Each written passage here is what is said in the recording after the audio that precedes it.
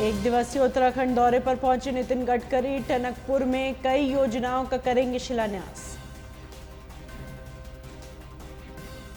हल्द्वानी हिंसा के मास्टरमाइंड से होगी नुकसान की वसूली। नगर निगम ने भेजा 2.5 करोड़ का नोटिस। मुस्लिम धर्मगुरुओं पर भड़की डीएम वंदना। कहा, फोन बंद न करते तो नहीं होती हल्द्वानी हिंसा।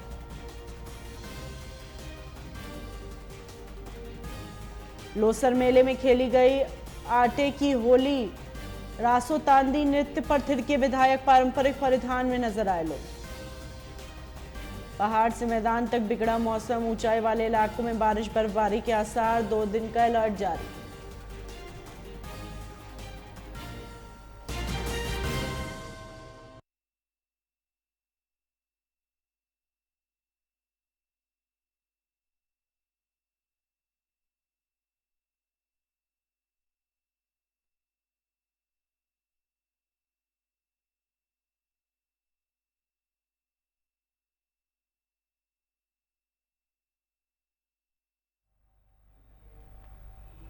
नमस्कार, स्वागत है आपका। आप देख रहे हैं उत्तराखंड लाइव। मैं हूं आपके साथ हिना। देहरादून के एक स्कूल में देश के पहले प्रमुख रक्षा अध्यक्ष जनरल बिपिन रावत की प्रतिमा का अनावरण किया गया, जिसमें सीएम पुष्कर सिंह धामी ने कहा, आने वाली पीढ़ियों के लिए वह प्रेरणा स्रोत रहेंगे। जनरल रावत देश की सैन्य परंपरा के सच्चे साधक थे, जिसमें एक सैनिक अपनी जान की परवाह किए बिना राष्ट्र की सुरक्षा के लिए समर्पित रहता है।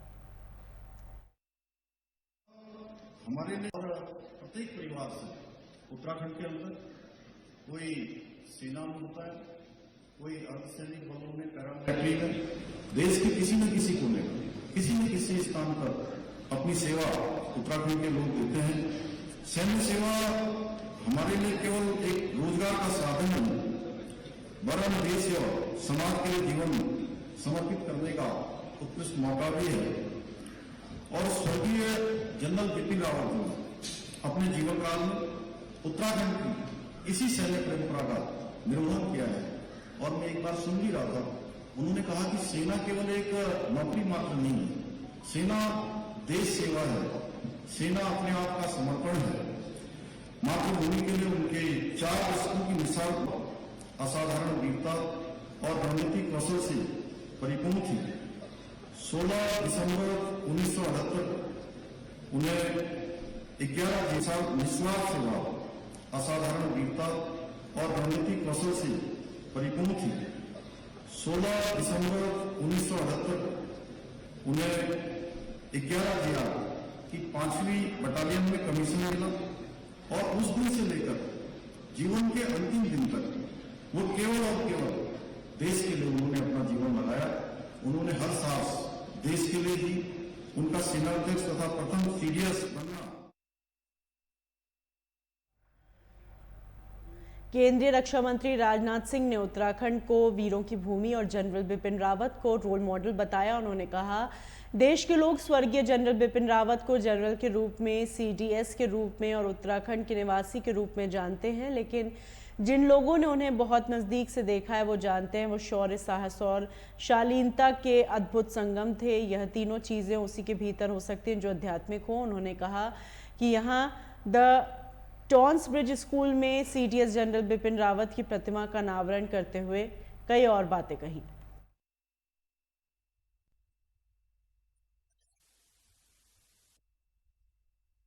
समाज, सेना और राष्ट्र के लिए प्रेरणादायी हो, देश की सेवा कर सके। साथियों, जो व्यक्ति अपने परिवार, समाज, सेना और राष्ट्र के लिए प्रेरणादायी हो, और यदि ऐसे किसी व्यक्ति की मूर्ति की स्थापना होती है तो हम लोग सिर्फ उस व्यक्ति को श्रद्धांजलि देने के लिए ही नहीं होती है, उस मूर्ति से वर्तमान और भविष्य की पीढ़ियां भी प्रभावित होती हैं और साथ ही साथ प्रेरणा भी लेती हैं, ऐसा मेरा विश्वास है। और मुझे याद आता है कि उन्होंने जिक्र किया था कि एक बार जब वह कश्मीर में दूरस्थ सीमा चौकी पर तैनात थे तो गश्त के दौरान उनको एक गोली लगी थी। सर्जरी हुई, ठीक होने में लंबा समय लगा, लेकिन उसके बाद से लाइन ऑफ कंट्रोल तथा लाइन ऑफ एक्चुअल कंट्रोल के आसपास के रीजन में उन्होंने किस तरीके से भारतीय सेना को मजबूती प्रदान की वह अपने आप में एक मिसाल है। साथियों, बिपिन रावत जी भारत की उस सैन्य परंपरा का प्रतिनिधित्व करते हैं जिसमें हम यह मानते हैं कि एक सैनिक भले ही जंग कहीं भी ले, लेकिन वह पूरे राष्ट्र की सुरक्षा के लिए तत्पर रहता है। वह सिर्फ उस क्षेत्र का ही सैनिक नहीं होता बल्कि पूरे भारतवर्ष को अपना क्षेत्र समझता है। जैसे आप बिपिन रावत जी का उदाहरण जब देखते हैं तो उनका जन्म उत्तराखंड में हुआ था। कश्मीर में उन्हें गोली लगी, सेना में रहते हुए उन्होंने भारत के उत्तरी सीमा के साथ साथ उत्तरी पूर्वी सीमा में भी अपनी सेवाएं दी और दुर्भाग्यपूर्ण तरीके से उनका जब स्वर्गवास हुआ तो उस दिन भी वह राष्ट्र सेवा के किसी कार्य के लिए भारत के दक्षिण हिस्से में जा रहे थे। उनका पूरा जीवन भारत के अलग अलग क्षेत्रों को समर्पित रहा है। उनका जन्म भले उत्तराखंड में हुआ है, लेकिन देश के सभी क्षेत्रों में उनका बराबर का लोगों के साथ संबंध रहा है, रिश्ता रहा है। अंग्रेजी का एक फ्रेज मुझे यहां पर याद आता है कि die with your woods arm, die with your woods arm. आप में से कई लोग इसका मतलब जानते होंगे, जो नहीं जानते हैं उन्हें मैं बता दूं यह फ्रेज ऐसी मृत्यु को इंगित करता है जो आपकी ड्यूटी के दौरान हुई। निश्चित रूप से जनरल बिपिन रावत जी का जाना राष्ट्र के लिए एक अपूरणीय क्षति है, इसमें कहीं दो मत नहीं है और उस कमी की हम किसी भी सूरत में भरपाई नहीं कर पाएंगे, लेकिन जाते जाते भी वो हमें बहुत बड़ी सीख दे गए। बनभूलपुरा हिंसा का मास्टरमाइंड अब्दुल मलिक 8 फरवरी की घटना के बाद से फरार चल रहा है। पथराव और तोड़फोड़ आगजनी में सबसे अधिक नुकसान हल्द्वानी नगर निगम को हुआ। ऐसे में हल्द्वानी नगर निगम ने आरोपी अब्दुल मलिक के खिलाफ दंगे में हुए नुकसान का वसूली नोटिस जारी किया है। हल्द्वानी नगर निगम ने कहा कि नगर निगम और पुलिस प्रशासन की टीम बीते 8 फरवरी को बनभूलपुरा में अतिक्रमण हटाने के लिए गई थी और इस दौरान पत्थरबाजी, आगजनी, तोड़फोड़ और दंगे में नगर निगम का भारी नुकसान हुआ, जिसमें दर्जनों गाड़ियां जला दी गई हैं। इस नुकसान की भरपाई दंगाइयों से वसूलने के आदेश किए गए, जिसके बाद 2,44,52,500 रुपए का वसूली नोटिस जारी किया है। इस नुकसान की रकम की भरपाई बनभूलपुरा कांड के मास्टरमाइंड अब्दुल मलिक से की जाएगी। नगर निगम में नोटिस जारी करते हुए कहा, नुकसान के रकम को अब्दुल मलिक 15 फरवरी तक जमा कर दे। अगर ऐसा नहीं किया जाता है तो उसके खिलाफ विधिक कार्रवाई की जाएगी। बता दें, हल्द्वानी के बनभूलपुरा में हुए उपद्रव में 5 लोगों की मौत हो चुकी है, जबकि 300 से अधिक लोग घायल हुए। उपद्रवियों द्वारा सैकड़ों गाड़ियों को जला दिया गया। बनभूलपुरा थाने को भी उपद्रवियों द्वारा जला दिया गया, लिहाजा पुलिस प्रशासन तेजी के साथ उपद्रवियों को सलाखों के पीछे भेजने का काम कर रहा है। वहीं आवश्यक सेवाओं को कर्फ्यूग्रस्त क्षेत्र में भी पहुंचाया जा रहा है। जिला प्रशासन ने लोगों से शांति बनाए रखने की अपील की है। जो भी वो घटना हुई थी गंभीर घटना है नेचुरली। जिस तरह से एक वैलिड एंटी इंक्रोचमेंट ड्राइव चल रही थी और उसमें लोकल अथॉरिटीज़ को असिस्टेंस देने के लिए वहाँ पुलिस गई थी, तो जिस तरह से उस एक्टिविटी में बाधा डाली गई पुलिस पे और वहाँ जो सिविल एडमिनिस्ट्रेशन की टीम्स थी उनके ऊपर हमला किया गया और जिस तरह से घंटों तक आगजनी और पथराव और इलीगल वेपन से फायरिंग वगैरह की गई और जैसा आप लोगों ने देखा होगा पुलिस का जो थाना था वो भी घेर लिया गया था, दर्जनों गाड़ियां जला दी गई थी और मतलब पुलिस के थाने से भी मतलब एनिमेशन वगैरह लूटा गया करीब 400 राउंड के करीब। तो ये सारा मतलब इट जस्ट शोज कि एक बहुत मतलब इट वाज बिल्कुल लॉलेस एक्टिविटी थी और जो वहाँ जो भीड़ का रवैया था एक तैयारी के साथ ये सब वहाँ घटना की गई थी। तो डेफिनेटली हम इसको बहुत सीरियसली ले रहे हैं और इसको प्रॉपर्ली हम इन्वेस्टिगेट करेंगे।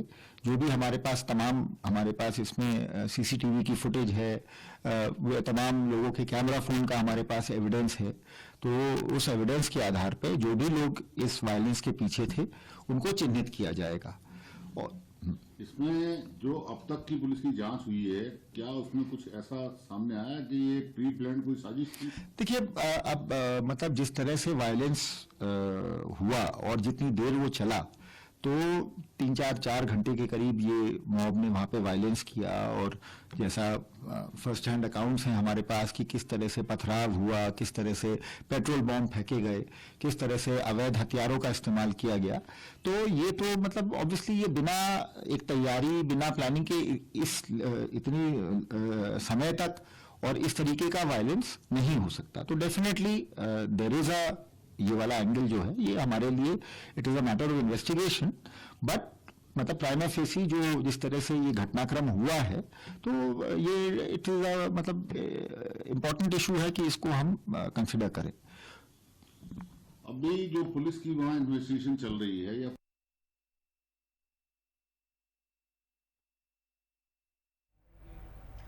हल्द्वानी ने बनभूलपुरा में हुए दंगे के बाद जिला और पुलिस प्रशासन ने पीस कमेटी की बैठक का आयोजन किया, जिसमें शहर के गणमान्य लोग और कर्फ्यूग्रस्त बनभूलपुरा क्षेत्र के इमाम मौलाना उपस्थित रहे। इस दौरान जिलाधिकारी और एसएसपी ने सभी लोगों से शहर में अमन चैन बनाए रखने की अपील करते हुए कहा, 8 फरवरी को उपद्रव, आगजनी और दंगा करने वाले कई लोग आज भी वहां रह रहे हैं। उन्होंने स्थानीय लोगों से अपील करते हुए कहा, वो जिम्मेदार नागरिक बनकर उन लोगों को चिन्हित करने और प्रशासन के हवाले करने में मदद करें। बैठक के बाद मीडिया से बात करते हुए जिलाधिकारी वंदना सिंह ने क्या कुछ कहा, सुनिए।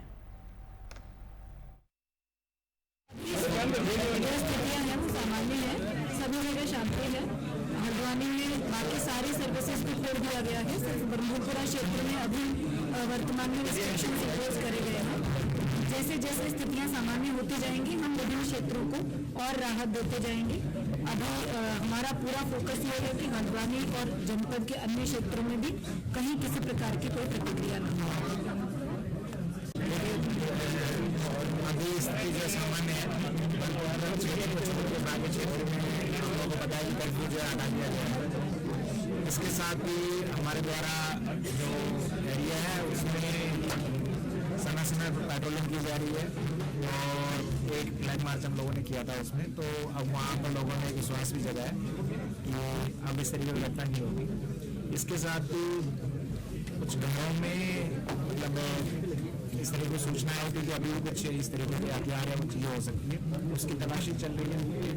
कुछ संदिग्ध लोग जो हैं वो पूछताछ के लिए बुलाए गए, उन लोगों से पूछताछ हो रही है। जो सीसीटीवी और बाकी एविडेंस उसके आधार पर बाकी संदिग्धों की पहचान करें और इस मामले में जो बाकी नामजद अभियुक्त जो फरार है उनकी मदद के लिए जो हमारी टीम है काम कर रही है।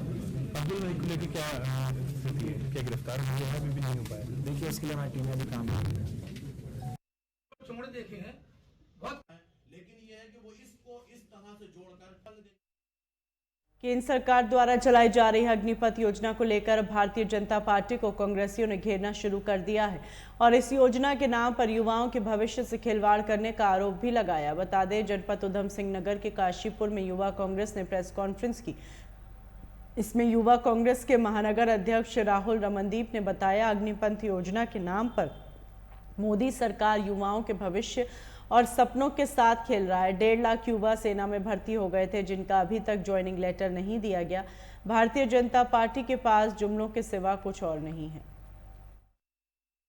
अग्निपथ योजना, इस योजना में युवाओं को छलने का कार्य हो रहा है। इस योजना में लगभग 4 साल की नौकरी उनको दी जा रही है, जो कि बिल्कुल उनके साथ नाइंसाफी है। इसके लिए राहुल गांधी जी से भारत जोड़ो न्याय यात्रा में युवा कुछ मिलने आए, जिन्होंने अपनी बातें रखी। उन्होंने बताया कि हमारे साथ जो ये हो रहा है ये दुर्व्यवहार है, ये अन्याय है, इसके लिए आप हमारे लिए लड़िए। तो ये योजना रखी गई है जिसमें युवाओं को जो 4 साल का है वो 4 साल से ना करके स्थायी उनको नौकरी दी जाए। आप देखेंगे 2022 से 23 में जो आवेदन करने वालों की संख्या है लगभग 34 लाख है, लेकिन 23 से 24 में जनवरी तक जो संख्या है वो 10 लाख आवेदन हुए हैं। इसका मतलब समझ लीजिए कि लगभग 24 लाख जो आवेदन है वो नहीं किए गए हैं। इसका मतलब ये योजना बिल्कुल फेल है। इस योजना में सभी को न्याय नहीं मिल रहा है, ये अन्याय हो रहा है। कहीं ना कहीं युवाओं के साथ चले, युवाओं के साथ बिल्कुल चले ये योजना।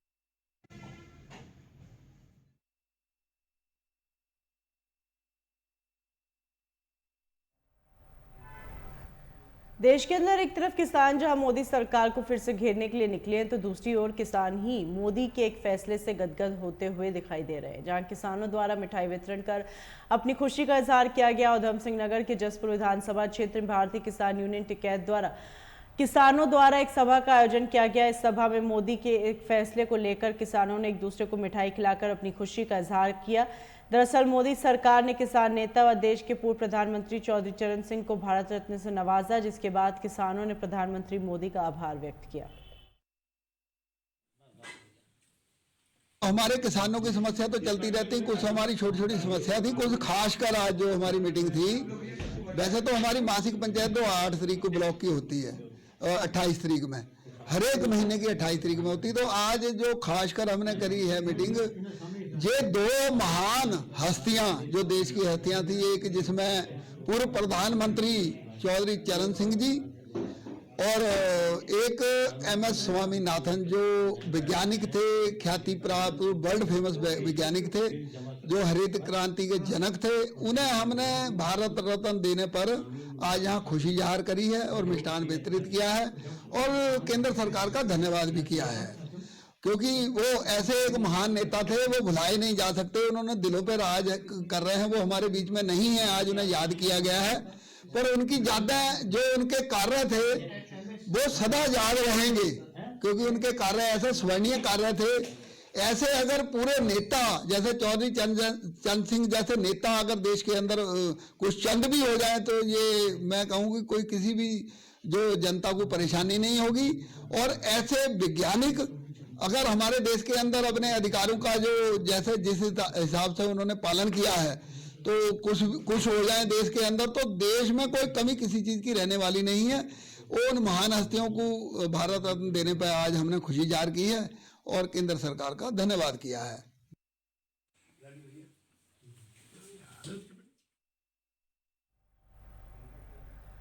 बद्रीनाथ धाम के पांडुकेश्वर नगरी में चल रहे श्री कुबेर देवरा महाउत्सव अनुष्ठान पूजन के 5वें दिन कुबेर चौक पांडुकेश्वर में आस्था और विश्वास का अपार जन सैलाब उमड़ा। इस अवसर पर अलकनंदा नदी के पवित्र गंगा जल से भरे घड़े और दूध का स्नान किया। आयोजक कुबेर देवरा समिति द्वारा जहां हजारों भक्तों के लिए विशाल प्रसाद भंडारे की व्यवस्था की गई थी, वहीं सायकाल के बाद युवा लोक गायक सौरभ मैठाणी की सांस्कृतिक भजन संध्या का आयोजन हुआ, जिसमें पांडुनगरी की महिला शक्ति भी भजनों के साथ खूब थिरके।